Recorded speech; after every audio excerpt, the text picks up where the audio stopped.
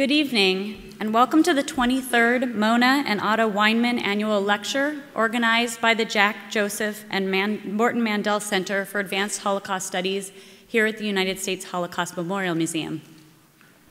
My name is Kiara Krago-Schneider, and I'm a program officer in the Mandel Center's University Programs Division. The Mandel Center serves as the preeminent interdisciplinary center for Holocaust studies in the United States and around the globe. We sponsor numerous research and faculty training seminars, the largest residency fellowship program for junior and senior scholars, as well as opportunities for students at U.S. colleges and universities across North America, all aimed to advance the understanding of the Holocaust and its lessons as a memorial to the victims and for the sake of humanity today. While we organize and facilitate more programs than I have time to enumerate here, I hope you will take advantage of the materials outside of the auditorium in the foyer, describing them in more detail. Among our numerous programs are two annually endowed lectures, one of which you will hear tonight. Before turning to our main event, Professor Robin Judd's lecture, I would like to cover a few logistical details. First, please take a moment to silence your cell phones and any other devices that might distract from the speaker. I'll give you guys a moment to do it. The museum is working to ensure that audiences worldwide can participate in all of our programming, including our evening lectures. To this end, tonight's lecture will be live streamed. I would like to take a moment to welcome our online guests who are joining us from near and far. Everyone will be able to ask questions at the end of this lecture. As the on-site audience can see, we have microphones set up in both of the aisles outside of the center section, where you can come forward to pose your questions. For those of you joining us via live stream, you can tweet your questions to us at #USHMM. The Mona and Otto Weinmann Annual Lecture is one of the Mandel Center's outstanding programs, and I'd like to begin this evening with some special words of appreciation for Janice Weinmann-Shorenstein and her family.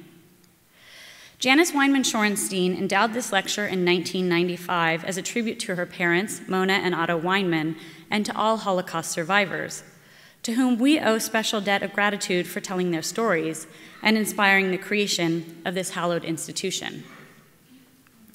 Their voices still ring strong, and it is our duty to them to ensure that they will be heard for generations to come.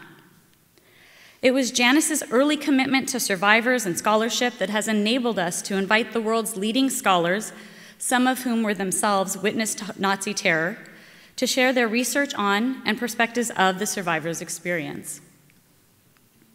This museum has over 80 survivor volunteers, and more than 55,000 visitors to this institution have been able to listen to and interact with these survivors in the last year alone. We are delighted to have Janice Weinmann-Shorenstein, her husband Stuart Shorenstein, and their son-in-law Carl Anderson with us tonight. It is now my pleasure to invite Janice to the podium to say a few words. Welcome, Janice.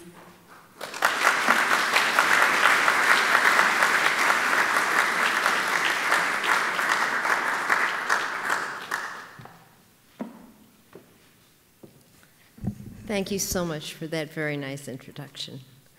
And thank you all for being here tonight. This is one of our biggest turnouts, and we're very, very grateful that you're here with us tonight. 2017 marks the 22nd year since the launch of the Mona and Otto Weinmann Annual Lecture Series. Thanks to the museum, which has supported our efforts so compassionately, and especially has been an inspiration to me, and I thank the United States Holocaust Memorial Museum. Over the course of the series, I have shared with you not only its purpose, namely to shed light and to keep alive the memories and the context of those who experienced and survived the Holocaust, but also my personal commitment to this issue.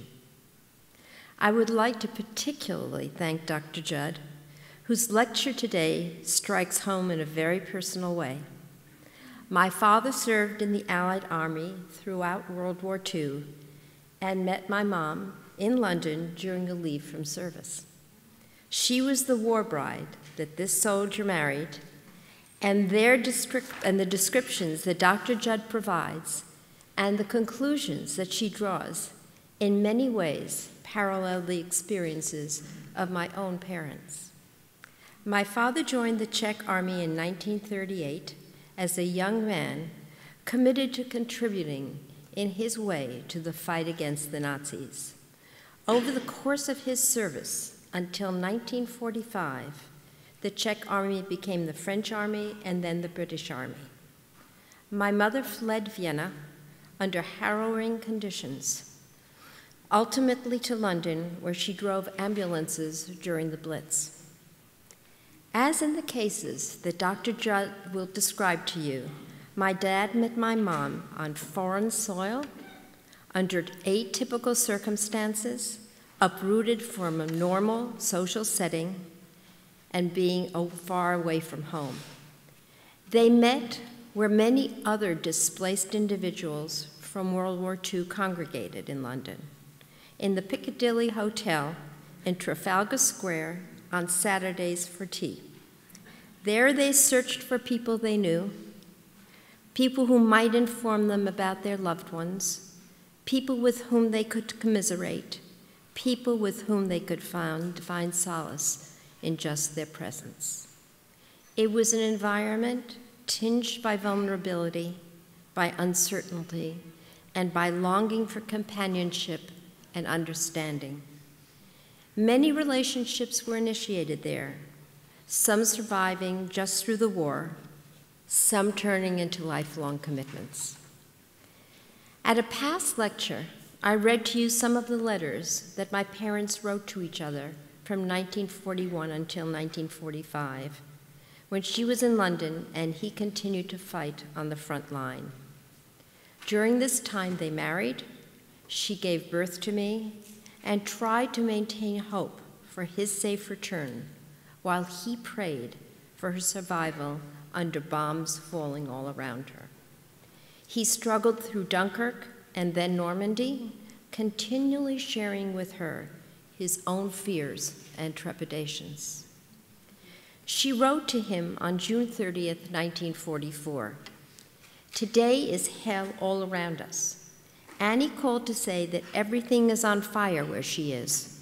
It is so horrible here, that I decided to leave London for a few days." And he, in response, "Most of the people I know don't go to London anymore. I almost can't picture it, that all the misery and unbearable sorrow could be over someday." In another letter she wrote to him on June 11th, 1945, "It is raining terribly. I think about you. Think about how long and terrible it is for you, cold and damp and bombs and destruction all around you." In the overall scheme of Holocaust's aftermath, the issue that Dr. Judd focuses on, and on that I have also often referred to, namely the consequences for those who survived outside the camps but inside the war, may seem incidental and trivial. It pales in comparison to the tragedy of those in the concentration camps, to the destruction of cities, towns, and neighborhoods, and to the desecration of our synagogues, of our heritage, and our culture. But it has had an important historical impact, in my opinion, that lingers until, and probably past today. The surviving brides and grooms of the Holocaust period carried with them their own set of emotions, scars, perspectives, and psychological burdens. Some wondered why they survived and not their loved ones. Some wondered whether they could do more to help others. Still, some lived with both the pain of their losses and their guilt attached to the more normal, albeit challenging in its own right, life during the war. For those survivors, their children became the outlet of their doubts and their internal conflicts, the lack of reconciliation of their own experiences and those of others. Similar to those children of Holocaust survivors from camps, from ravaged ghettos, from long marches, and from living in hiding, children of parents who straddled between their survival and others' deaths continue to feel the sense of responsibility to make up for that ambiguity that their parents felt. It is within this framework that I would like to share with you a new initiative that my organization and I are proud to support. I currently serve as the CEO of Hadassah, the Women's Zionist Organization of America.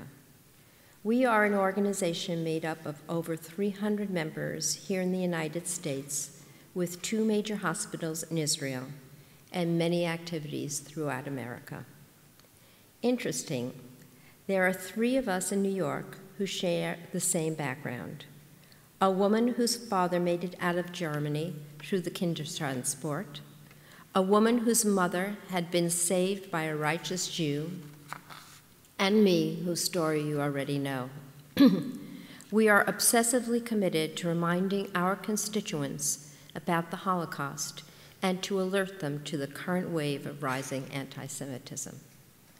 Our organization is supporting a bill introduced by Congresswoman Carolyn Maloney from New York to provide Holocaust education in schools throughout the country.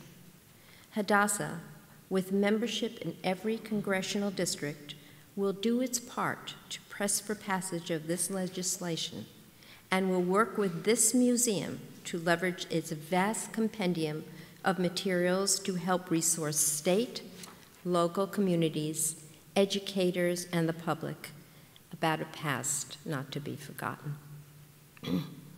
2 weeks ago, we celebrated the second day of Shavuot by reading the narrative of Ruth. Also uprooted from her home, the story teaches us the importance of responsibility for others, of the need to recreate a civil society out of destruction. We hope that by endorsing a bill to educate the young people of our country about the lessons of the Holocaust, we will also contribute to a more enlightened and responsible social commitment to others. Thank you.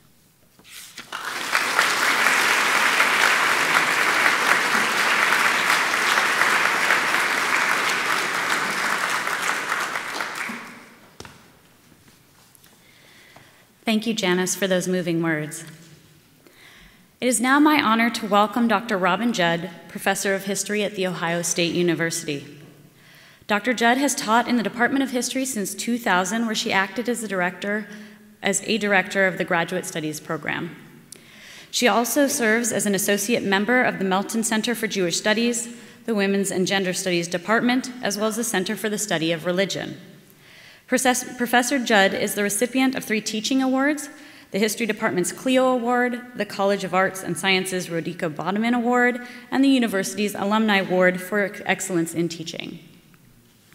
Dr. Judd has received several research fellowships and grants, including an ACLS, Fulbright, NEH Summer Stipend, Day a Day, Lady Davis Award, Coca-Cola Grant for Critical Difference, and the American Historical Association's Schmidt Award. Professor Judd was a member of the President's and Provost Leadership Program, the Wexner Graduate Fellowship Program, and she received the Teresa Stern Kahn and William Kahn Young Leadership Award.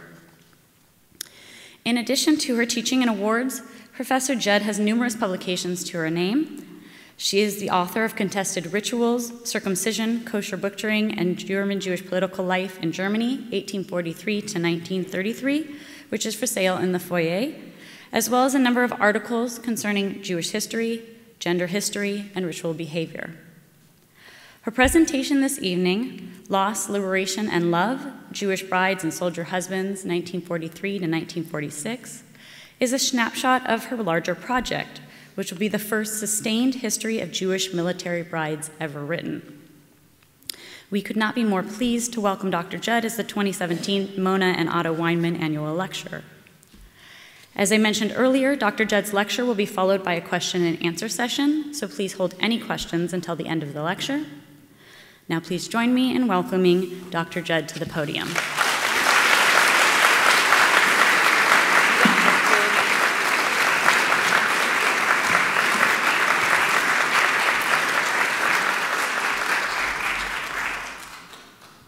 you so much.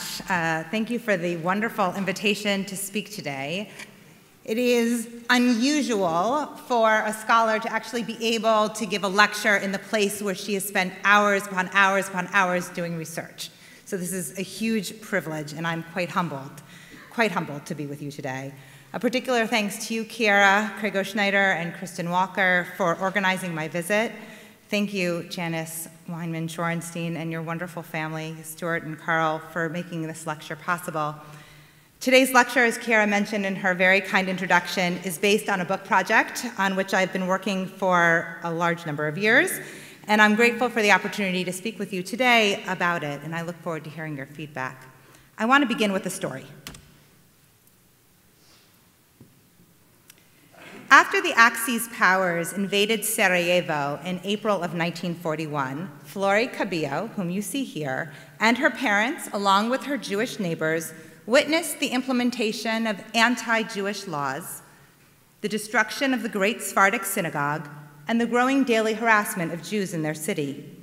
Michael and Rosa Cabello quickly formulated a plan to flee Sarajevo with their daughter. They had hoped to simply escape to the Yugoslavian coast and hide there. But they soon found that they needed to move from one place to the next in order to survive. Always taking her accordion with her, Flori spent the next few years moving.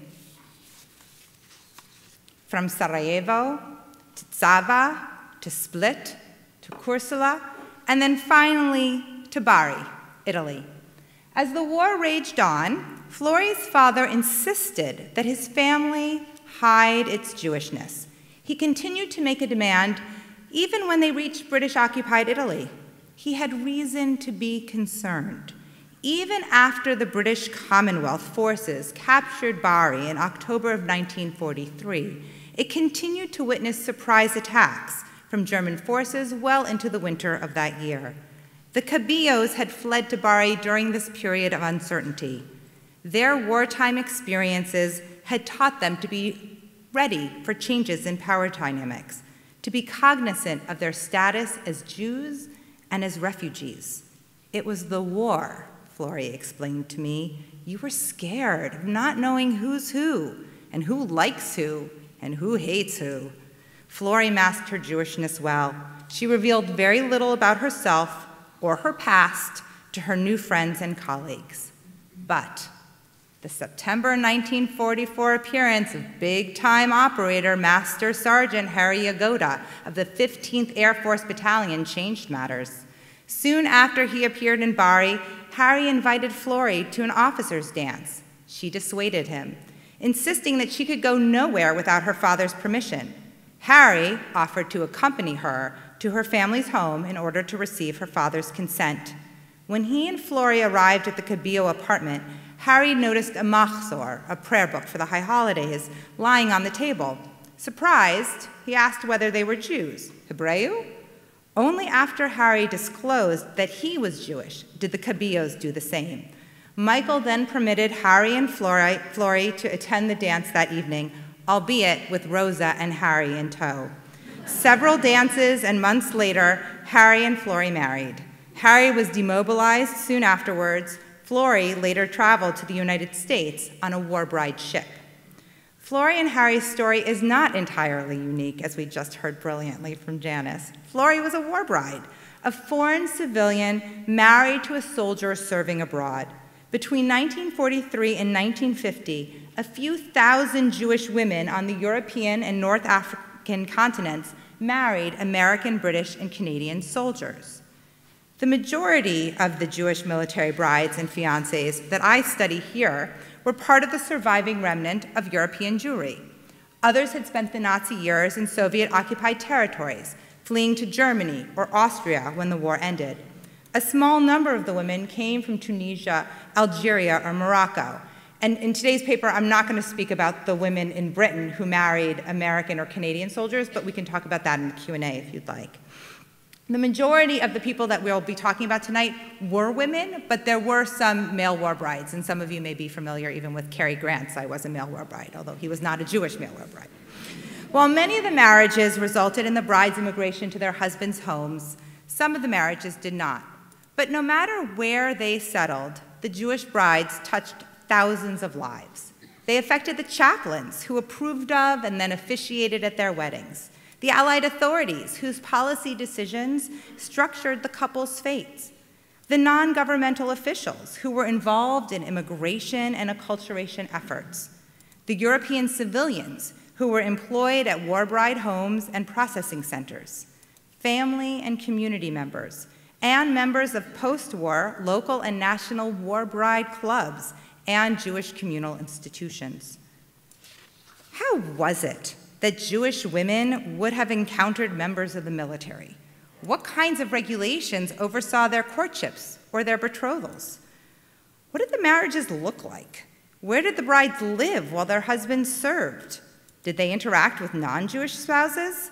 How did these Jewish brides and grooms find their way to their new homes during a period when immigration was so restricted? How were they received when they arrived there? The history of Jewish military spouses, such as Flori and Harry, and here we have a picture of Flori's class in Sarajevo, can tell us compelling stories of desire, migration, community, and politics in the wake of extraordinary violence and trauma. Today, we'll spend some time with these military spouses. Using the military brides and their grooms as our guides, we're going to first briefly examine the different kinds of social interactions that Allied soldiers had with European Jews and the diverse military policies that were created. We're then going to turn to the encounter narratives. We're going to talk about stories of courtship, and then finally we're going to look to the marriages and the solemnization of those marriages. And in the questions and answers, I'm happy to take us a little bit further into their lives in Europe, or their immigration stories, or what happens to them when they go to the US, Britain, and Canada. But Kiara's told me only 40 minutes, so I had to stop it somewhere. So the significance of today's discussion is going to be multifold. First, as the stories that we've been studying today tell us, they help us pay attention to understudied stories. Right? Scholars studying the relationships between Jewish soldiers and Jewish DPs tend to pay little attention to the ways in which soldiers and chaplains had to subvert the non-fraternization policies, and almost no attention to the Jewish women who became involved with military men. So our examination then adds to the historical record. Second, we're going to be looking at the ways in which encounter, courtship, and marriage narratives illuminate the diverging character of liberation. An examination of the experiences of these military brides and their husbands serves as an important reminder that the end of the Holocaust and the Second World War was experienced disparately at different times and at diverse locations. When Harry and Flori met in 1944, much of Europe remained under Nazi control. When they became engaged in the spring of 1945, hundreds of the women that were studying had yet to be liberated. The stories of Flori, Harry, and others illuminate the very messy, complicated chronologies and histories of liberation. And then finally, the stories of Flori, Harry, and others suggest ways in which courtships and marriages among European Jews and American, British, and Canadian members of the military served as touchstones around important issues of the day.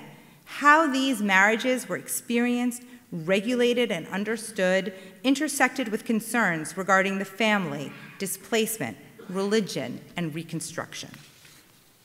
So let's turn to fraternization first.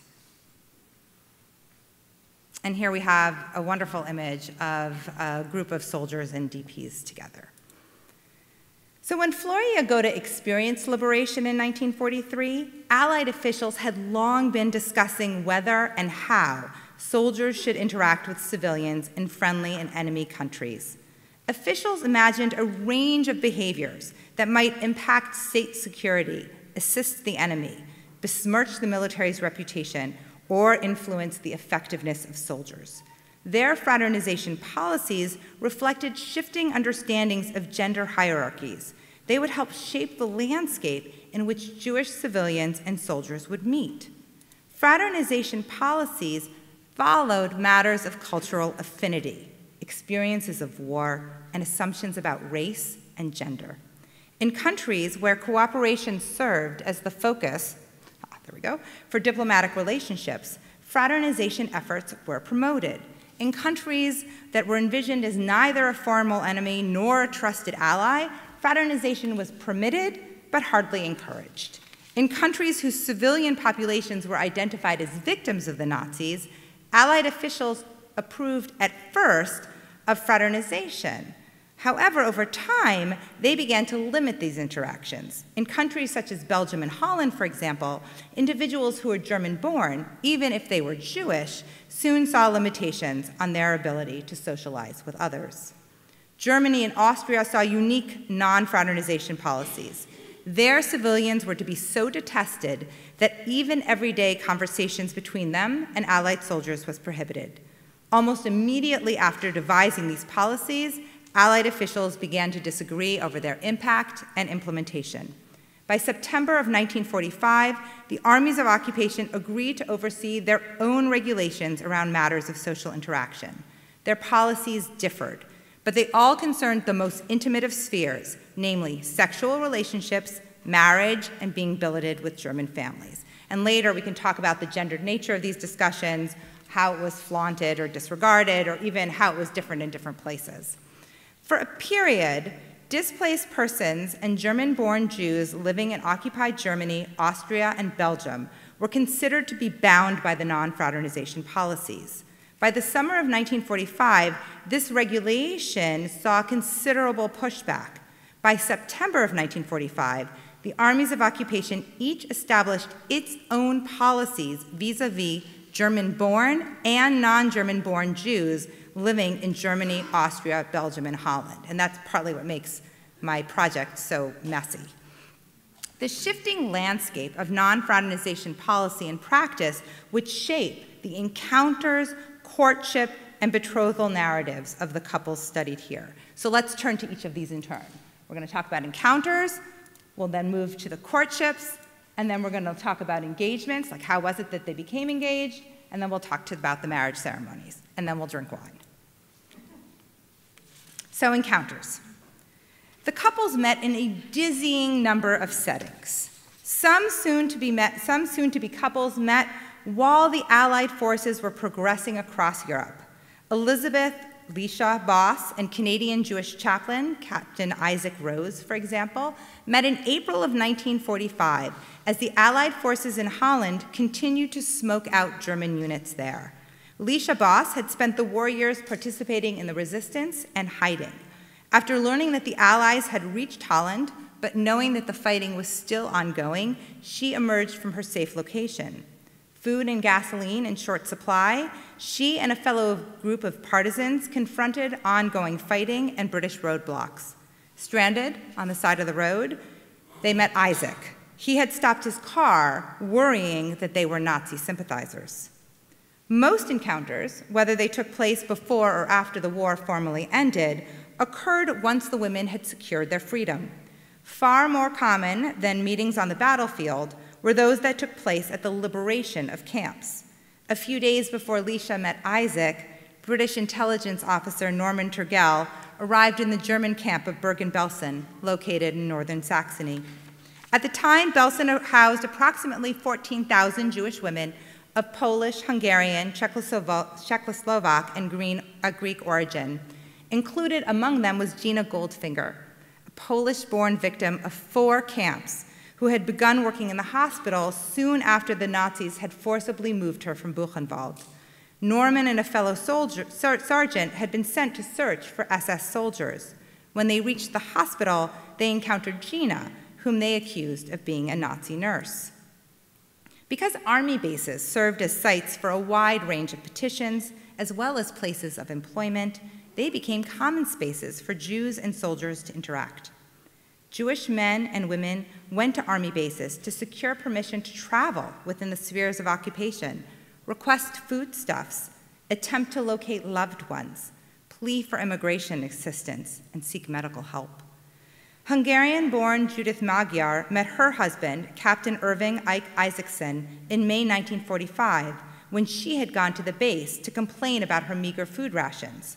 While waiting online to petition for a larger ration, she met Ike, a Vermont native. While Judith met her spouse as a visitor to the military office, Other women, such as Floria Goda, served as employees as the bases, working as typists, laundresses, cleaning women, interpreters, physicians, nurses, or medical aides. They encountered their future husbands there. Still others met at the base's chaplain-led Jewish hospitality clubs, which housed Jewish worship services, organized parties, and offered leadership courses for Jewish soldiers and officers. Despite their intended use for servicemen only, Jewish chaplains strategically marketed these clubs as spaces where men could, quote, meet their new girlfriends in the warmth of a home atmosphere, end quote. They encouraged social mixing between soldiers and civilians, inviting local Jewish women to dances, lectures, and services. And in fact, one of the materials that I found here of a Jewish chaplain, he was writing home to his congregation, asking women at home to send lipsticks, right, so that they could hand them out to the local women. So there's like this real attempt to bring them together. While many encounters took place at the military bases, hundreds of our couples met at synagogue services, at DP camps, and at Zionist youth meetings. Sala Garnitz and Sidney Kirshner, for example, met when they both attended synagogue services in Ansbach when it reopened for Rosh Hashanah services. Likewise, Philadelphia soldier Daniel Isaacman met Clara Heller at a Hachshara meeting. We'll talk about Daniel again in a few moments. Daniel wrote to his parents every single day when he served. It's really unbelievable. And this is a quote from the letter that he wrote to his parents the night after he met his soon-to-be wife, Clara. For others, family connections, home visits, and shared pasts engendered encounters. This was particularly true for refugee soldiers. One of the earliest publicized stories of a reunion of a Nazi-era couple concerned the Jewish GI Walter Henschel, who had escaped Nazi Germany for Hollywood, California, and Ursula Heilmann, who had fled Nazi Germany for Paris. During the war, the Heilmanns were interned in concentration camps, and Henschel enlisted in the US Army.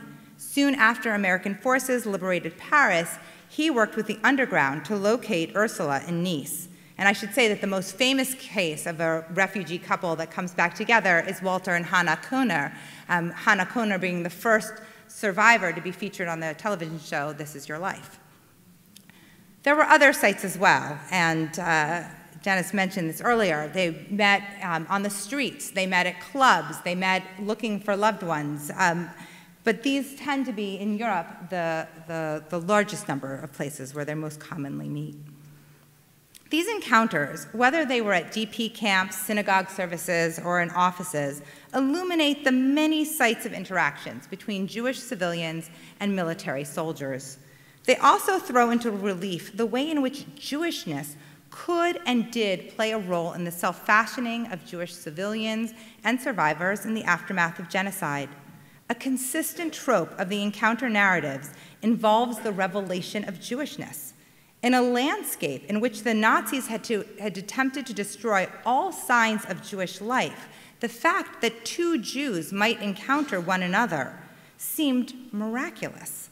Much like how our story began with the Cabillos and Harry discovering one another's Jewishness, stories emphasize the encounter's new meaning when the Jewishness of at least one of the two actors was revealed. In fact, part of what makes the narrative so interesting is the inherent assumption of one of the actors that the other was not Jewish, and how the revelation of that Jewishness encouraged some kind of romantic feeling. When Norman and Gina met, he assumed that she had been a member of the SS. Only when she responded that she was Polish and Jewish did he notice her in another way. Likewise, when Lala, or Ursula Weintraub, and Morris Fishman met at the Hassenhecken DP camp, where she lived and he worked as its director, Morris, in Lala's words, quote, thought that I was a shiksa. Soon after she revealed her Jewishness, he invited her for a date. For both the women and the soldiers, then, Jewishness seemed to matter. In some ways, this emphasis is consistent with the scholarship on the identities of Jewish soldiers. As scholars have shown, Jewish soldiers experienced liberation and occupation as an apocalyptic confrontation with their intended extermination. They imagined that geography alone had saved them. Some Jewish soldiers found that such a confrontation encouraged them to be conscious of their Jewish identities, perhaps for the first time. For the women, too, whose Jewishness had marked them for extermination, meeting a Jewish soldier whose very essence seemed to fly in the face of anti-Semitic assumptions about Jews, added complexity to their relationships with their Jewishness and one another. Certainly, given how many of these relationships were between Jews, the revelation of Jewishness encouraged the couples to move from encounter to rapport. And it's this question that I want to turn to next. Namely, how was it that couples developed relationships against the backdrop of war and Reconstruction? Exactly the question that you asked at dinner, Stuart. So, how was it that they turned into this courtship? Letters, chaplain reports, memoirs, interviews suggest that the couple spent significant time together, often stolen time. Many did so at the soldiers' or officers' clubs, at Jewish centers, at military entertainment venues, even the military hospitals. Mort and Helena, for example, first met at the Jewish Center in Regensburg and continued their courtship there, frequenting dances, holiday celebrations, musical performances, and Shabbat services. Other couples' narratives throw into relief the importance of home and hearth, despite the very temporary nature of those homes. For a number of soldiers, the opportunity to spend time in a domicile outside of the base, even if it was at a DP camp, was welcome. Their courtship stories highlight time spent around a bonfire or a kitchen table, likely offering a sharp juxtaposition to what many of them had witnessed during wartime or liberation. When 23-year-old American Ray Ostroff met Bella Lukowitz outside of her apartment in Rien, and he met her because he was looking for a place to get his watch fixed, and he saw the mezuzah on the door, so he stopped and asked her in Yiddish where he could find a watch, because he didn't speak French, and that's what began the relationship. So when he met Bella outside of her apartment in Rien, he quickly fell into the habit of coming to the family's apartment. There, Bella's mother fed the lonely soldier alongside her 6 surviving children. Just as Roy was homesick for food that reminded him of home, the Lukowitz family desperately tried to create a sense of normalcy in their apartment in Rien after the death of their father and some of their other children. Courtship narratives shed light, too, on the rebuilt cultural and religious institutions of the European cities where the couples met, thus emphasizing their supposed shared cultural or religious affinities. Hungarian-born Judy Pito and American GI Gerson Lieber, and for any of you who have those fabulous purses, that's who we're referring to, attended the reopened Viennese opera and spent time with artists, designers, and musicians who had made their way back to Vienna after the war. Daniel similarly emphasized the role of 2 different revivals in his letters home, music and Zionism. He and Clara frequented musical performances at reopened cafes, delighted in attending the reconstructed Brussels Opera, and helped to reorganize the local social Zionist movement. When we consider these courtships, one question in particular comes to mind. As Daniel, Clara, and others frequented dances, dinners, and youth meetings, how did they communicate? What languages did they speak? For refugee soldiers, communication was particularly easy. Kurt Klein and Gerda Weissman, for example, found that their shared language helped, quote, each other feel at home. Similarly, for soldiers who grew up speaking Yiddish, or German or Polish, they could communicate verbally with their wives, but not necessarily in written form. And that means that once they left and were separated, writing letters becomes very difficult. And we can talk about that in the Q&A if you want. Ray and Bella, for example, spoke with each other entirely in Yiddish. American-born Ray had grown up in an Orthodox Jewish home in Philadelphia, where he spoke only Yiddish until he started school. Bella spoke French at school, but Yiddish at home. As Ray remembered, quote, I couldn't talk French and they couldn't talk English, but we all spoke Yiddish. Daniel Isaacman similarly romanced Clara in Yiddish, the language his parents had spoken with one another, and Daniel when he was a child. When Clara and Daniel became romantically involved, he self-consciously commented on what it was like to articulate words of love in another language. And this is from one of his letters. The kiss was sweet and refreshing for both of us. I chuckle that this is the first time in my life that I was romantic in Yiddish. It's quite an expressive language. And for those of us who have heard anyone swear in Yiddish, we know that that's true. Many soldiers lacked the nuance to express deep sentiments in Yiddish, Ladino, German, French, Polish, Hungarian, or Flemish. Instead, they and their future brides shared at least a smattering of Yiddish or German words. And in this way, it makes our story a Jewish story in another way as well. Lala remembered that while she and Morris tried to communicate in Yiddish, his Yiddish was terrible. He would sometimes speak to her in English only, or, and this is fascinating, rely on his non-Jewish driver to speak to her in German. So you can kind of imagine what sort of language games this went through. A few couples lacked any shared language whatsoever. Lydia and Harold Servetnik shared no language. Instead, they spoke through her cousin, who had learned some limited amount of English in high school. Lydia remembered, "He said to me, 'I care for you.' When I told my cousin that he said, 'I care for you,' and asked her what that meant, she cried, because it was her cousin who had been serving as a translator that had fallen in love, right, with Harold. And in the end, it was Lydia and Harold who married." Despite these linguistic challenges, the Allied soldiers and their Jewish fiancés frequently decided to marry within a few months, if not weeks, of their initial encounters. And it's to these engagements that I wish to turn next. And I should say, as an aside, that this is the Berlin Jewish Center right here that we see. And one of the things that's interesting about it is that one of the chaplains that will serve here, Rabbi Meir Abramowitz, actually also marries a DP and takes her home as a war bride. So let's turn to the betrothals next. While the couples could not control the amount of time it would take to gain the approval of the military, process the necessary paperwork, and organize the wedding ceremony, they could help set the expedited process towards betrothal. And the couples studied here got engaged quickly. In this way, they were not all that dissimilar from their contemporaries. As the war dawned and then again concluded, social scientists, religious authorities, and pundits in the US, Canada, and Europe commented on the so-called, quote, hasty marriages of those eras, even likening it to a prairie fire gaining momentum. At the time, many reflected that these expedited relationships came about because of the sheer presence of men in uniforms. A woman, they alleged, could not restrain herself in the company of a man bedecked in military dress. Others commented on additional reasons young couples were marrying: self-protection, the need for companionship, a sense of insecurity during wartime, peer pressure, and high pregnancy rates outside of marriage. Few of the Jewish brides studied here left records of being pregnant before betrothal, if for no other reason than it was unlikely that many of them were in sufficient enough health to become pregnant that quickly in the first place. Instead, in their petitions, letters, and diaries, soldiers and the European Jewish fiancés identified three main motivations for their expedited betrothals. First, news of demobilization or transfer. It encouraged many couples to request permission to marry. When Kurt Klein received word that he was going to be returning to Buffalo, he asked Gerda Weissman to marry him.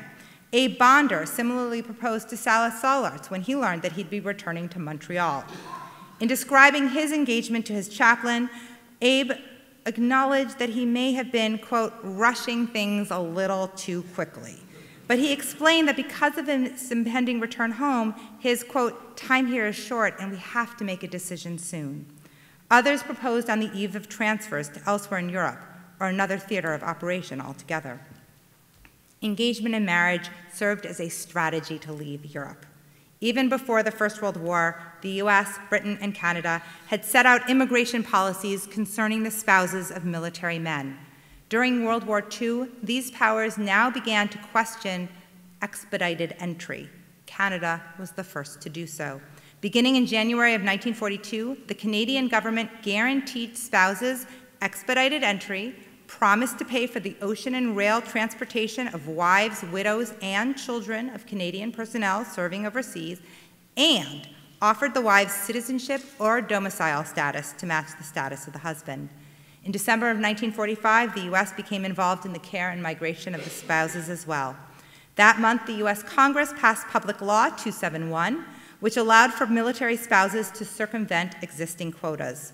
This temporary law, which was set to expire after 3 years, was followed the following year by the Alien Fiancés Act. The American government would also arrange and fund the immigration of war brides to the U.S., and that explains the war bride ship that Flory took. And here we have another example of a group of immigrants about to go off onto the ships, including there's a war bride ship here in the harbor. Britain, too, allowed entry to women who had married British soldiers, even at some points permitting visas to women who were engaged to British soldiers to enter Britain as long as they got married within a certain amount of time. And if they didn't, they then had to leave Britain. Several couples, therefore, saw immigration as a reason to marry. This was the case for Judith Lederer, a Hungarian survivor, and Sam Serlo, a divorced dentist from Columbus. Before they considered marrying, Sam exhausted a wide range of immigration schemes, including requesting that friends and family members serve as Judith's sponsor, and even thinking about having her come to the United States as his daughter's nursemaid. When he could find no other option to facilitate her immigration, he asked her to marry him. She told me in an interview, quote, "My husband said to me, I think what we should do is get married. If we come to America and you're unhappy with me, we can always get a divorce. But that's the best way I can bring you to America." Finally, many of the soldiers and their fiancés insisted that their marriages rested on love. For Canadian soldier Dave Berman, his 2 months with Janine, a Polish-born Jewish refugee in Belgium, had evolved from, quote, going with a Jewish girl, quote, to, quote, falling in love. He explained to his chaplain that he had never loved a girl before. Now that he did, he wanted to marry her immediately.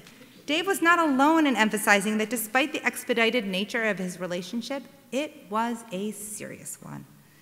As Dave and others would find, though, it's one thing to announce an engagement, it's another thing to get married. And it's to the solemnization of this marriage and these other marriages that I wish to turn. By delineating who could marry and when, the military regulations around marriage promoted a unique vision of the family that emphasized moral character and reflected contemporary anxieties and consequences of a poor marriage. And this should sound familiar to many of us in the world in which we live.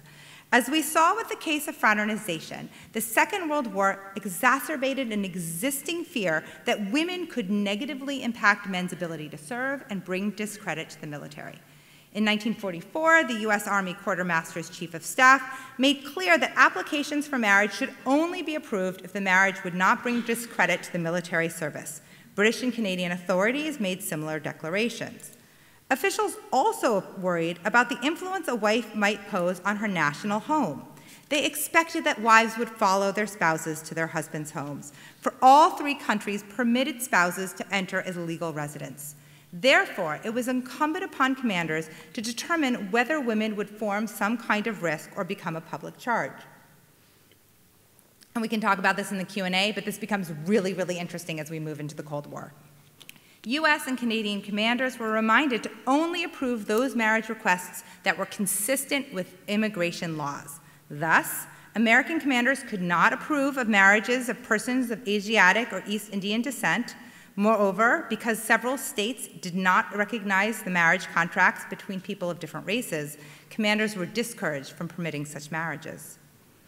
To promote a specific kind of couple, British, American, and Canadian officials emphasized the role of the commander in granting permission to marry, devised a variety of forms of character checks, considered the birthplace of the spouse as well as the location from where permission was being requested, and promoted the responsibility of the chaplain to guarantee that marriages would be well vetted. Commanders were asked to investigate deeper into the character of the soldier and his intended bride, perhaps even to investigate their standings in their home communities. And you can just imagine how this played out among these Jewish survivors. To guarantee a more thorough vetting of the potential brides, then, commanders insisted on chaplain interviews. And here we have 2 chaplains who were highly involved in these interviews. Chaplains became involved. In 1945, American Jewish chaplains, on average, conducted 7.5 marriage interviews each month. That's each chaplain in Europe conducting about 7.5 marriage interviews each month. Canadian Jewish chaplains conducted about 4 per month, and British Jewish chaplains reported far fewer, and there's a reason for that, and we can talk about that in the Q&A. It has to do with the British military's discouraging of these marriages in general. For Jewish chaplains, questions of Jewishness and nationality were at the core of their investigations. American, British, and Canadian Jewish chaplains considered the Jewishness of the spouse to be the deciding factor on whether or not they would approve of a betrothal. And here they're not unique. Many Catholic chaplains acted similarly. I have not yet found an example of a Jewish chaplain who formally authorized a marriage between a non-Jewish woman and a Jewish soldier. A few, however, would permit such marriages by remaining silent. Canadian Jewish chaplains took this intermarriage question one step further. They agreed in 1944 that they would only participate in marriages in which both, quote, parties were born of the Jewish faith, end quote. This not only made intermarriage impossible, this also made the marriage between Jews where at least one of them had been born Christian impossible.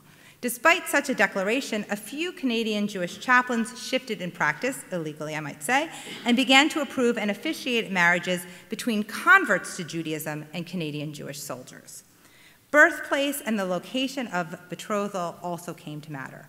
Much like the fraternization policies, which rested on place of encounter, marriage policies also weighed the place of meeting and even the bride's birthplace. Beginning in June of 1944, US, Canadian, and British forces prohibited any marriage in Germany between any Allied soldier and any German national or residents, even if those residents were not German nationals, i.e. even if they were Jewish. This meant, and this is even before the Allies have reached Germany, that they've already made this decision. This meant that a Jewish woman born in Poland but liberated in Germany could not marry an Allied soldier. By September of 1945, the US had loosened its restriction on the place of origin of the intended bride, but Canadian and British authorities continued to prohibit marriages on German soil for far longer, even if the individual had been a victim of the Nazi authorities. The couples whose marriages were approved, and here's a picture of Lala and Morris, the couples whose marriages were approved tended to see a variety of different kinds of marriage ceremonies. Some experienced civil ceremonies only, right? They bypassed their chaplains and marry only in civil ceremonies. In 1946, for example, after Mort's chaplain refused to permit Mort's marriage to Helena, his chaplain had thought that he was too young, Mort and Helena circumvented him. They received permission directly from Mort's commander and then pursued a civil ceremony in Regensburg instead. So it's at the point where these civil ceremonies are now becoming legal that the soldiers can kind of circumvent their chaplains. Such marriages worried Jewish chaplains. Jewish law would not recognize those couples as being married, and in fact, Mort and Helena have a Jewish ceremony when they come to the US. Mort's rabbi father insists on it. In contrast, some couples pursue religious ceremonies only. This was the case for Judith and Sam, who I mentioned earlier. When they decided to get married, they went to Prague and married in the Altneue Schule, which, interestingly, seems to have a reputation for these kinds of marriages. These weddings also concerned Jewish chaplains and their commanders, for the weddings were not going to be considered legal in the US, Britain, or Canada. Sometimes, civilian rabbis and chaplains co-officiated. When Lydia and Harold Servetnik married, her childhood rabbi and his Navy chaplain married them. While the Algerian rabbi and Jewish chaplain co-officiated with no difficulty, other pairs found it more difficult to negotiate the different Jewish cultural practices and traditions. When Rachel and Meir Abramowitz married, for example, 3 rabbis officiated. For those of you who have married, you can just imagine this is a disaster waiting to happen. 2 local rabbis who were living in the DP camps and an American Jewish chaplain in Berlin. As the chaplain began to read the opening prayer in English, the other 2 rabbis stopped him. From a number of the records, it sounds like they literally threw themselves on top of him, refusing to allow him to participate if English was uttered underneath the wedding canopy. And then last but not least, we have chaplain-officiated ceremonies only, and those are considered, according to the government, to be approved weddings. In thinking about these marriages, Jewish chaplains considered a wide range of religious queries, thus throwing into relief their particular national and denominational characters. Sensitive to the fact that a chaplain might be responsible for soldiers whose denominational experience would be foreign to the chaplain, American and Canadian Jewish chaplains questioned to what extent chaplains should modify the marriage ceremony. The rabbis decided that while the chaplain should try to follow his own religious practice, he also should try to adjust the ceremony to conform to the specific religious needs of the couple. British Jewish chaplains did not have such leeway. Overseen by the chief rabbi of England, their ceremonies would follow Orthodox tradition only. Jewish chaplains also considered whether they ought to permit marriages on days or times not usually permitted by Jewish law.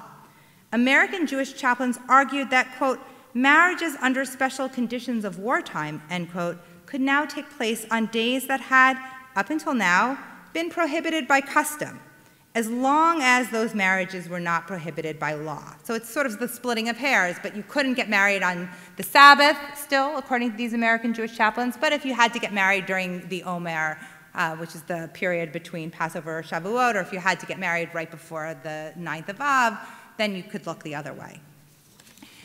Canadian British Jewish chaplains, not so much. They refused to allow Jewish weddings on Jewish holidays and on those days previously forbidden by custom. So it was really, really difficult for these Canadian Jewish soldiers to actually squeeze in a wedding. And so very often they had to be demobilized. And so we see more Canadian couples where they don't actually marry before he gets demobilized, in part because it's very difficult for them to find the time to do so.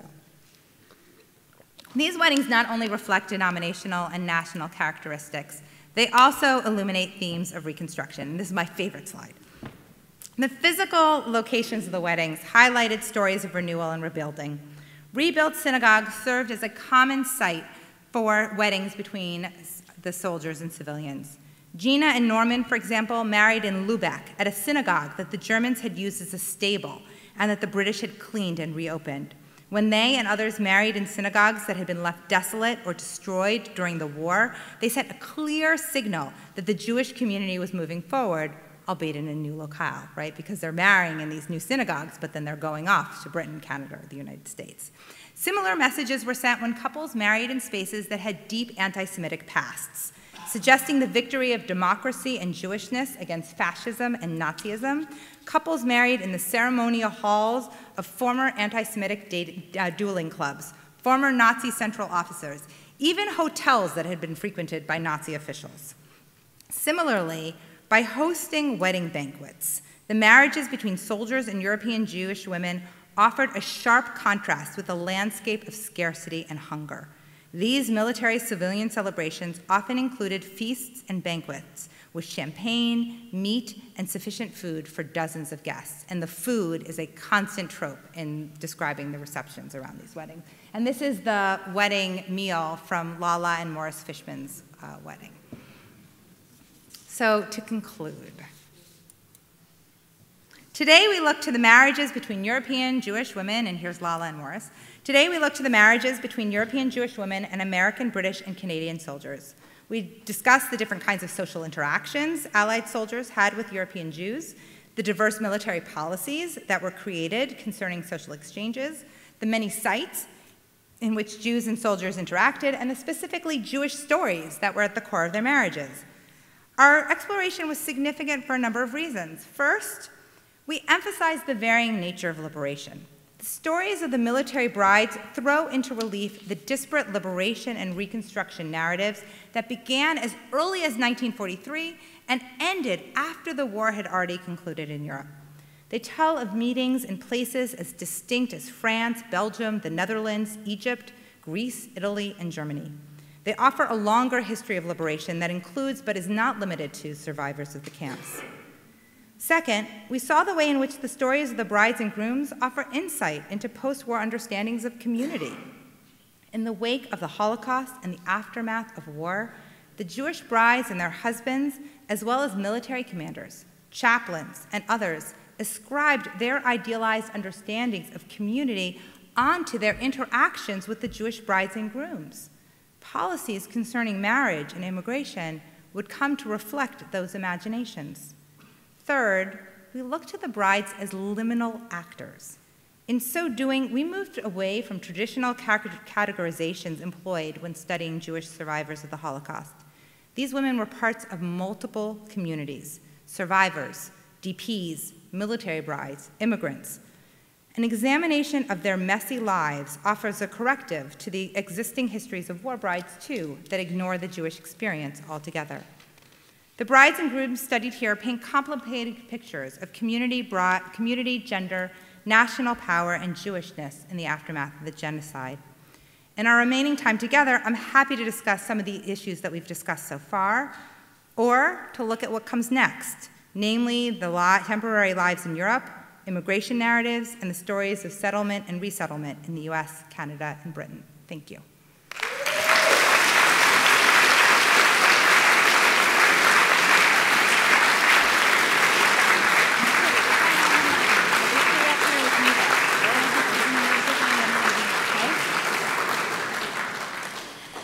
Thank you, Dr. Judd, for such an engaging lecture. We now have some time for questions from the audience. If you have a question for Dr. Judd, please come up and line up on either side at the 2 microphones. Go ahead and introduce yourselves and keep your question for Dr. Judd as brief as possible so that everyone with a question has a chance to ask it. Yeah. So you come here. My name is Aviva Kempner. I was born in Berlin, December 46. I'm a product of a marriage like that. So let me tell you a little about the background, and I have a question. My mother passed as a Polish Catholic in Germany, was liberated by the Americans and worked for UNRWA. Her parents and sister died in Auschwitz, and her brother survived. My dad was originally from Lithuania in the States, and he was in the Pacific, but because he spoke 7 languages, was with the military government in Germany.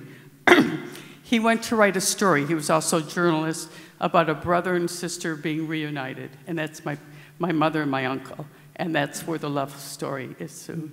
And they married, and I've got dozens of pictures for you for your book. I would love it. And I'm hoping to make a movie about that whole, I call it picking up the pieces. But I have 2 questions. I was born in a U.S. Army hospital, so technically I could be president, although I don't want that role. Although we might be better off, but that's another discussion.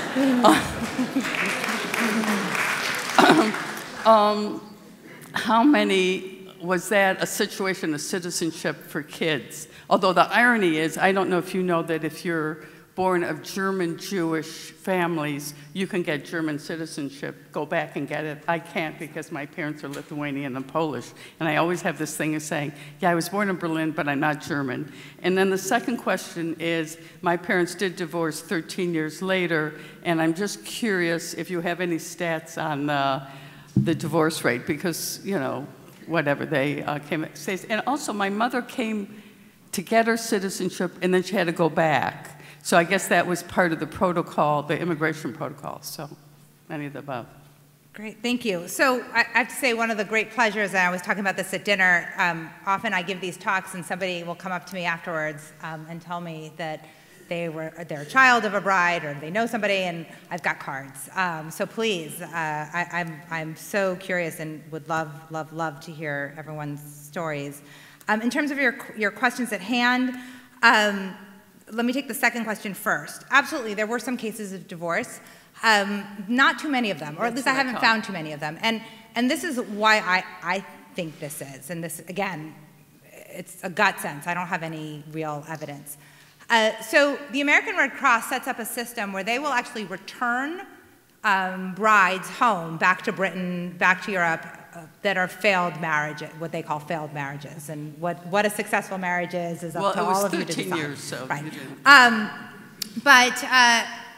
And thousands of women take advantage of this, British non-Jewish women mostly, some Australian non-Jewish women. Very few Jewish women take advantage of the system. Very few Jewish women that I've seen get divorced. And I think it's because they have no home to go back to. And so, you know, it's a very different, and that's part of what I'm trying to tease out in this book. I think there's a very different landscape here in terms of the Jewish narrative. So does it mean that all of these people stay married? No. But many of them do stay married, and many of them stay married at least for a decade, if not forever. In terms of children born in the hospitals, this is another category, and of course I didn't talk about it because we only got to the point where, you know, they're under the chuppah.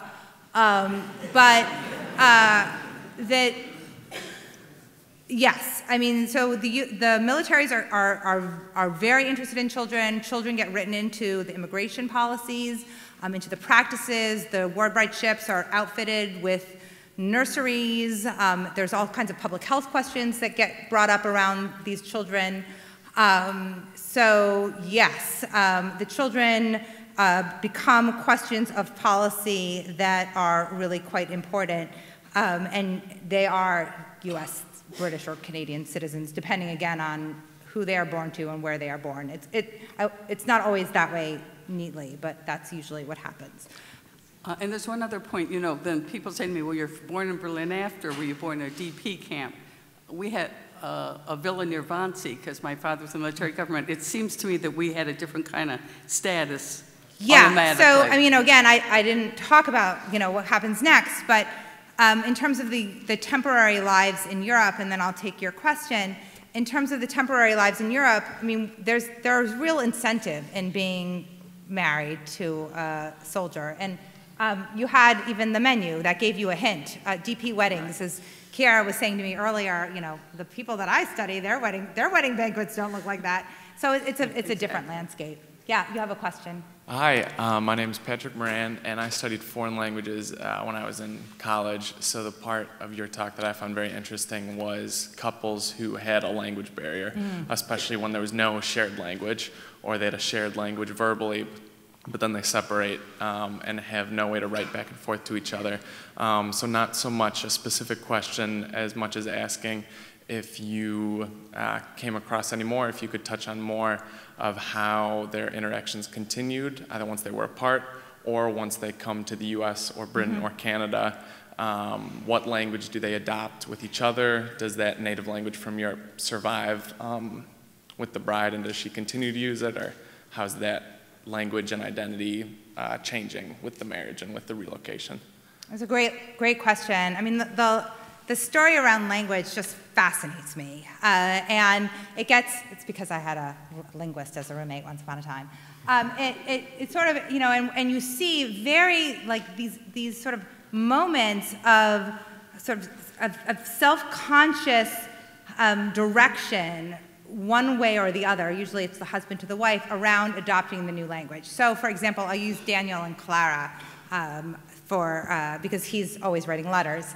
And he continues to write to his parents, but he's also writing Clara.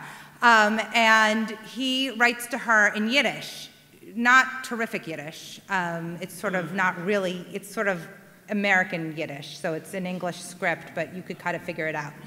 And then he starts introducing English. And he says to her in the letter, "You will see that I am introducing English because it's important that you start learning it."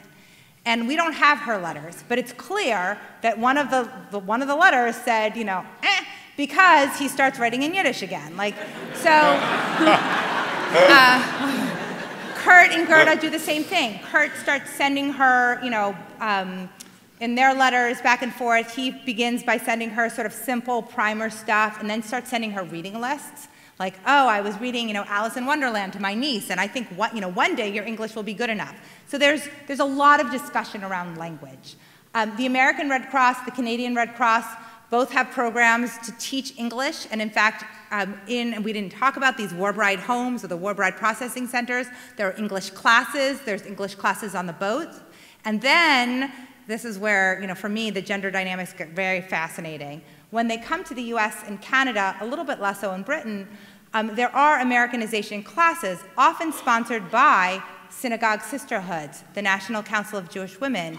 Well, some of these women's groups were just having meetings like the year earlier on these so-called hasty marriages. Why? Because these single women have been spending the war years writing these men, and they begin to call themselves the women that were left behind. So language and how, the teaching of language, the embrace of language, takes on all kinds of political nuance. Thank you. Hi, my name's Anya. I'm a graduate student at Brandeis University. And my question is kind of building off your discussion about the short engagements and more about the immigration process after they get approved to be married.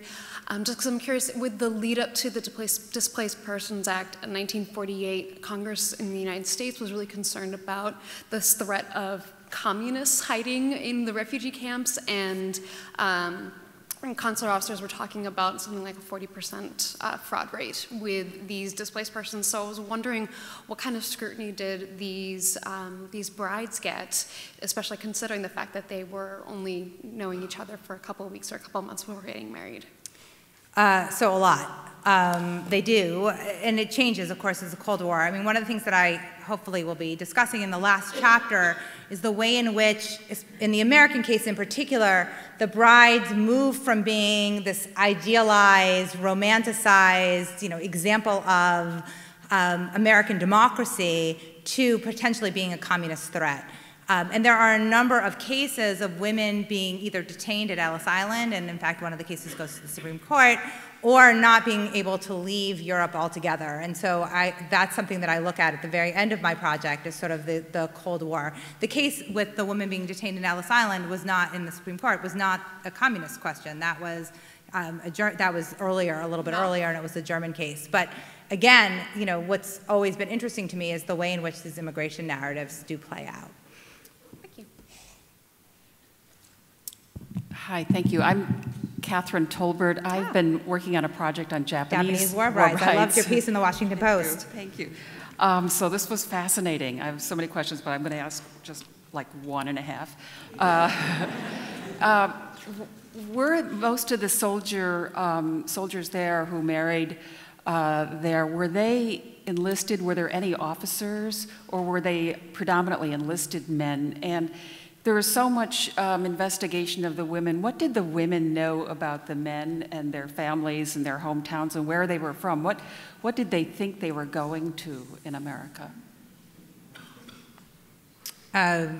Not surprisingly, those are both wonderful questions. So absolutely, there are some officers who marry too, and in fact, it's easier for them to marry than the enlisted men, and I didn't try to break that down because I was trying to talk in 40 minutes, but I mean, I even mentioned, you know, some of the captains who marry, so there are certainly officers who marry. It's a little bit easy, some of the officers who marry, as I said, it's a little bit easier for them to get approval and other things. In terms of what the women know, it's hard for me to say what they knew. I know what records they left of what they knew, right? And very often what they know is that they're leaving the DP camps, right? They have no, many of them have no family. And so this gives them an opportunity to go to the US, to Canada, to Britain, and to be with the person that they love. Most of the men that I'm looking at were Jewish men. Again, there are some exceptions to the rule, absolutely, but in part because of the involvement of chaplains. Catholics tend to marry Catholics, Jews tend to marry Jews. And so with some exceptions, we're looking at people who are going to mostly urban settings. So some of the stuff that we see with the British war brides it's not what we necessarily see with the European Jewish women, right? They're not necessarily going to, the plains of North Dakota. I don't know if Anthony Swisher's here, and if he is, I'm sorry. They're not necessarily going to the plains of North Dakota. They're not necessarily going to, somewhere in Saskatchewan. They might be, but most often they're going to cities. But they don't necessarily know much about their husbands. The people who are doing the vetting are the chaplains and the commanders, not necessarily the couple-to-couple. Hi, I'm Samantha Boshoff. I'm an undergraduate at the University of Washington studying both political science and international studies. I've taken a few classes on the Holocaust, and my question is, how did the experience of the Jewish brides, military spouses, I should say. No, it's good. How did their experience of transitioning to American life differ from those of other Holocaust survivors that were moving to the United States? And what way was being a military spouse specifically, how did that build a community for them, and did that affect the way that they were able to transition and their ability to heal after the Holocaust?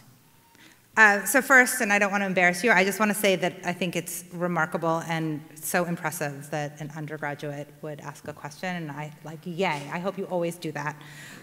It's terrific. So let me answer your question, and in fact, that question was something that was really, I spent a lot of time thinking about, and were we on the panel together where I gave that talk at the AJS? I gave a talk exactly on that, which is I made the argument that because these Jewish women were these kind of specifically liminal actors, like neither fish nor fowl, that they may have integrated slightly differently. And one of the sort of proof texts that I offered was that European Jewish women who were brides tended, not all of them, but many of them published memoirs. A number of the memoirs that we read by Jewish female survivors were written by brides. Gerda Weissman Klein's All But My Life. Seed of Sarah by Judith Isaacson. Even Anne Fox, My Heart in a Suitcase, the great, Kindertransport bride, right? So a number, and they had opportunities to speak about their experiences in a way that I think might have been different. They had earlier introductions to the English language, right? A more formal introduction to the early English language, even if it was the films on the warp-right ships. So I do think that there may have been a slightly different kind of integration experience, and I'm still teasing that out. Hi, my name is Michael Barone with the American Enterprise Institute and Washington Examiner. You mentioned food at the ceremonies. This was a time when you had rationing, food shortages, all sorts of things. How'd they get it? What was the thing? It wasn't kosher. Okay, it wasn't kosher. And in fact, I was sharing earlier, when I interviewed Lala Fishman about that, and I asked her if it was kosher. She soon afterwards asked me if I had gotten my PhD, because she couldn't even imagine that, like, somebody who was, who really had done her work would not, like, of course, it wasn't kosher. We ate what we could eat. But you're right? It's like this. Who expects goose and ice cream meringue? And that's where having access to food supplies, and some of it may or may not have been on the black market. Often cigarettes could procure a fair bit of food. I mean, Flory and Harry Yagoda's wedding was paid for entirely by the cigarettes that Harry did not smoke. And when I interviewed them a number of years ago, he went through, this many cigarettes, I was able to purchase that, and that many cigarettes, I was able to get that, the band, that many cigarettes. So you're right.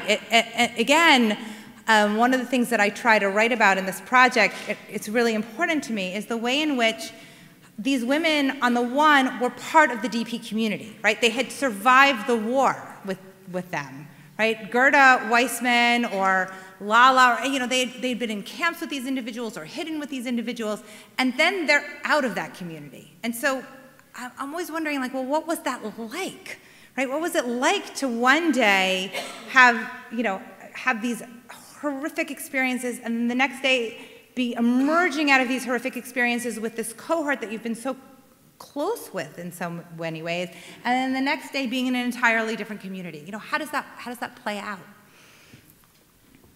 Yes. I have a question about language. I'm her mother. Anyway. Not hers, mine. I said to my cousin, am I going to embarrass her if I ask a question? Her mother, not my mother. But my mother's here, too. Yeah. No, I was pointing, where are you? Where is she? We'll talk later. But my question is this. My mother was not a war bride, but she was a Holocaust survivor who was lucky enough to avoid the camps. But she would never speak German to me. I asked her to speak German to me, to teach me German, and she was extremely resistant, as was my aunt. My cousin's up there. Hi, Ellie. Anyway, the point being, I wonder if that was consistent with other people, or if it was just, I mean, she wanted me to be the all-American girl. She wanted to take any sense of otherness away. And I wonder if that was, I know Gerda Weissman-Klein said her husband said, you will only speak English, I'll speak German until you learn English. That way you'll really be able to, assimilate. Was that common? Well, it's certainly, I mean, I guess what I would say is this. There are multiple paths, right? And one path, absolutely, that I see is the path of individuals who say, this is my new language, this is my past, and I don't want that past. But there are others for whom the past is their community, and they might speak the language in a different setting. I think where there may be commonality is around this question of raising children and the language spoken at home. And there, I have found few examples of the couples speaking in a language other than English with their children, at least when their children are little. But later in adulthood, some of them then do begin speaking. So I haven't seen like one clear, neat path only. So it's not necessarily a pattern? Not that I've seen yet. Okay, thank you. And tell your mother I'd like to say hi to her. Yeah, I will afterwards. You can have a little mother thing. This gentleman's going to go last one question, and then Janice is going to take the last. Okay, perfect. So this is the last question. Open question. Open and question. Janice is going to ask the And then, Last question, scary. that's a lot of pressure. I'm Glenn Marcus, I'm a filmmaker and journalist, most famous here because my 6'5" Jewish brother has worked at the Holocaust Museum for 20 years. I also want to mention that Aviva Kempner, who asked the first question, is probably the best documentary filmmaker about a variety of Jewish identity issues over time. And she also, I think, forgot to mention that her mother's dress was made from a parachute material, yes. I believe. Very common. Yeah. My question is, I actually know a Jewish woman who was with the armed forces, who was overseas, and she brought back a husband, a Jewish husband from the DP camp. You had alluded to it and said you might say something about it, so perhaps this is time to little spiel on that. Thank you. Do you want to say something about the Jewish war husband? Yeah, I mean, so there weren't many of them, but absolutely there were Jewish male war brides. The way the U.S. War Bride Act is drafted allows for men and women, spouses. So there are Jewish male war brides. I've not found as many of them. I mean, it makes sense, right? I mean, given the nature of the armed forces during the Second World War. But there were some high-profile cases, and even, I think at dinner we were talking about this, I don't remember, but there were 3 survivors that are featured on the show This Is Your Life when it ran as a television show, right? The first I mentioned was Hannah Gunner. The second is Cantor Gregory Shelcan, right, who was a male war bride, right? He meets his wife, who's the press secretary, and they marry, and he comes to the U.S. as a war bride. So absolutely, there were cases, and I'm still trying to figure out how to weave their stories in appropriately. Okay, Janice, did you want to ask your question?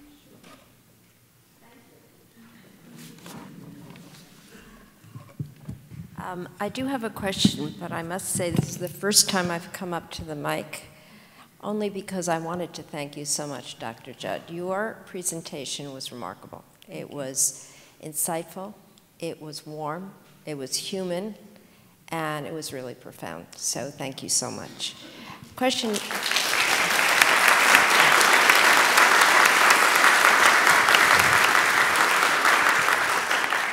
My question is really a request for your further research, and that is my experience with women who were war brides, who met their husbands who were in the Army, was that they didn't know who these men were, and consequently, when they did settle down, they not only had to go through a transition, but they had to learn about the man to whom they were married. So they were going through a double trauma, or double exploration, perhaps. One is in the environment in which they were living, and the other was with the man that they were married to. I think it's a very interesting phenomenon. You mentioned that many of them stayed married, but some of them struggled, and I think it's an interesting phenomenon to compare to those who married during the war, had the opportunity to get to know one another. Yeah, I mean, that's, I think, such a really significant question. One of the brides said to me something like, when I was on the ship, I learned how to spell eggs. When I got to New York, I learned how to cook eggs. And after 10 years, I learned that my husband hated eggs. And I mean, I'm not trying to be facetious about the answer, but I think that there's a beautiful story there, right? I mean, that you're absolutely right. I mean, these people got engaged within, 6 weeks, 8 weeks, 2 weeks, right? And then, often they were separated. Even when they were together, they barely saw one another. They might have gotten married. Then the husband's demobilized. They live with other war brides, or perhaps they're living with DPs and then go to live with war brides. Then they're on the war bride ship. Then they come to the U.S. Maybe they're able to be reunited with their husbands immediately, maybe not. Maybe they get picked up, they're met at the ship or at the train station by their husband's family. They're very often living with their husband's family first. That's usually the first sort of acculturation unit. And then, not all of us have as wonderful mother-in-laws as I do, right? And then they have a whole nother, yeah, she's here. Everyone's here. I'm just waiting for my children to jump out of the ceiling or something. But then they really have to figure out one another. And sometimes, going back to this language question, they have to do that without speaking the same language. Very often it's the children, I mean, I hate to sound so trite, but it's the children, right? It's the shared enterprise of children and in some cases business, right? Opening up a store together, Bonder's Books, Abe Bonder and Sala eventually open up Bonder's Books in Montreal. And Sala says, in some ways that, it was first the work that she did with Abe on the kibbutz, and then it was Bonder's Books that, really kind of allowed them some sort of relationship. So you're right. I mean, this is not a kind of, I don't want to overly romanticize it. And it's hard not to, especially when we study the Holocaust, and it's just, so we get to these stories and we want to make them all about like love and romance. And there is some of that. I do think that there's some of that, but there's also a lot of struggle. Well, I'm sure that we can all agree that Dr. Judd's lecture tonight was really fascinating, and I'm sure that the conversation will continue. I hope you guys will all join us upstairs in the Hall of Witness for a reception with our speaker and the Shorenstein family. But first, please join me in thanking Dr. Judd.